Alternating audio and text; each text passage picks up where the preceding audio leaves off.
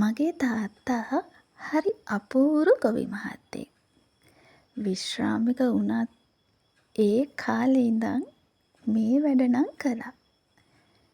ගමේ ගිහින් ගෙදර ආපු ගමන් තකහනියේ මෙහෙවෙලට ගිහින්. ඔන්න ඉතින් මාත් ඒ පැත්තට ගියා. යනකොට හරියට වැඩ ඉතින්. පුංචි කාලේ ඉඳන් මට හුරු පුරුදු මේ පරිසරයට මං හරි ආදරෙයි. අපේ තාත්තා ගොවිතැන් කළේ ලාභ ලබන්න නම් නෙවෙයි.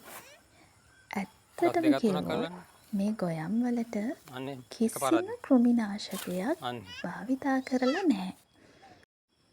ඒ නිසා අස්වැන්න අඩු වුණත් මුළු අවුරුද්දටම කන්න හාල් අපිට ලැබෙනවා. හැම අවුරුද්දකම මාත් ඉතින් පුළුවන් විදිහට උදව් වෙනවා. මොකද කුරුණෑගල පැත්තේ වගේ මෙහෙ ට්‍රැක්ටර් දාන්න නම් අමාරුයි. ඉතින් ගොයම් ගෙනාවේ පුතයි ලොකු මල්ලි එකතු වෙලා. අම්මා මදුරුවෝ නිසා දුඹකුත් පත්තු කරගෙන ගොයම් කොලේ හදනවා. ඔන්න ඔහොම එදා දවස හරි ලස්සනට ගෙවිලා ගියා.